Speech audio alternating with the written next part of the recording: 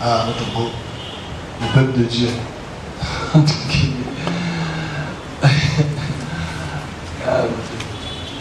J'espère que les pasteurs chrétiens commencent à ouvrir quand même les yeux. Mais je pense pas qu'ils, parce qu'ils sont tellement bornés bibliques là, ils ne comprennent pas que Israël ne peut pas être le peuple de Dieu, parce que le peuple de Dieu ne peut pas se mettre à massacrer tous les peuples comme ça là, et avec impunité, et on a dit Amen, on supporte. Donc tu vois qu'en fait, c'est une perception. Ok? Bon, Israël, l'année passée, ceux qui étaient là, je pense que la plupart de vous étaient là l'année passée ici, quand j'annonçais ouvertement que la Cisjordanie va être annexée. Tout le monde était ici. J'ai dit, je me retrouvais en Israël en tant que prototype numéro 1 visuel. C'est-à-dire, je me retrouve en Israël, je discute avec les autorités israéliennes, je l'ai dit, là, les deux existent. Dans leur discussion, c'est-à-dire Netanyahou et son exécutif planifiaient de faire une annexion. Donc je vois les missiles sol-air qui donnent un point A à un point B.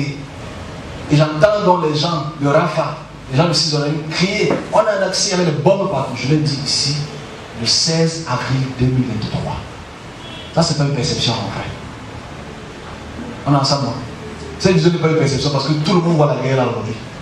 Donc ce n'est pas mon point de vue. C'est moi qui suis du diable, c'est eux qui sont de Dieu. Ok? Mais eux n'ont pas vu ça. Mais c'est moi qui explique les détails. Parce qu'aujourd'hui, l'annexion de Gaza n'est plus un débat. Parce que jusqu'aujourd'hui, les Américains qui subventionnent, les Américains qui donnent les armes, les Américains allez le taper fort, hein? Alors qu'ils peuvent bien intervenir. Qu'ils n'interviennent pas. Ça, ce n'est pas mon problème. Ils n'interviennent pas parce qu'il y a des élections bientôt. Si tu es contre les Juifs, qui va te financer? Si tu es contre les Juifs, qui va? Il faut savoir qu'il y a des lobbies israéliens qui sont très très puissants. Donc voilà ce que j'ai vu pour Israël. Parce que pour moi, chaque vision n'est pas une question de perception personnelle. C'est un peu bizarre qu'on ne prenne pas ça en compte. Alors j'ai vu le drapeau israélien il y a quelques jours planté dans les hécatombes, dans les décombres. Donc en fait, le peuple gazaouite et en Cisjordanie, j'ai vu les drapeaux implantés israéliens qui flottaient. Je vais interpréter ce que ça veut dire. On me transporte dans le temps encore une fois de plus. Parce qu'en fait, vous voyez, c'est plus ou moins la même période. On me transporte encore le temps. Je viendrai encore l'année prochaine parler encore de cette même perspective. C'est-à-dire le fait que les Gazaouites et les Palestiniens sont exportés, déportés pour que cette région-là, ce petit kilomètre carré, appartienne seulement au peuple israélien. Donc vous allez voir dans quelques mois, déjà que c'est en action, vous allez faire un débat. Je vais seulement dire que les Israéliens vont prendre cette parcelle de terre, les Américains vont les supporter, et le peuple va regarder, et ceux qui vont se révolter, parce qu'aujourd'hui encore ce matin, on a pu voir que les 3 otages israéliens ont été tués. Ça va encore faire que l'Éternel va accélérer son plan de destruction. Mais c'est le peuple de Dieu. N'est-ce pas qu'ils ont fait ça à Ashkelon? N'est-ce pas qu'ils ont fait ça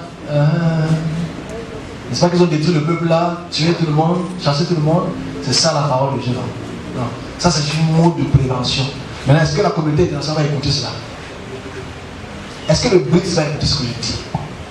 Parce que ici c'est dangereux. S'ils implantent leur drapeau, ça ne dérange pas quand la Russie fait ça en Ukraine. Ça dérange beaucoup les Occidentaux quand la Russie fait ça en Ukraine. Ça dérange beaucoup quand la Chine fait ça à Singapour ou à Hong Kong. Ça dérange beaucoup. Ça dérange beaucoup. Vous voyez que le monde, c'est un monde qui est vraiment multipolaire. Chacun choisit son pôle. Israël. Voilà ce qui va arriver. Mais les conséquences sont graves. Parce que je l'ai dit en 2018, en octobre 2018, que on me transporte des années 1800 pour me montrer comment les Israélites déportés de Suède, du Danemark, ça c'est pas une perception, c'est une perspective, ok?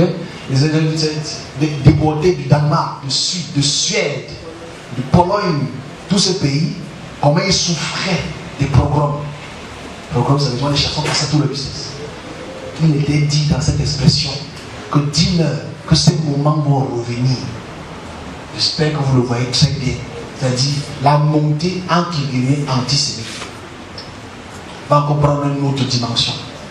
s'ils sont sages, parce que je sais quand même qu'il y a des Israéliens qui me suivent, ils viennent souvent fugitifs. Il faut se lever contre Netanyahou. Il faut que Netanyahou parte. Parce que Jérusalem va être restaurée. Pas Jérusalem biblique. Jésus.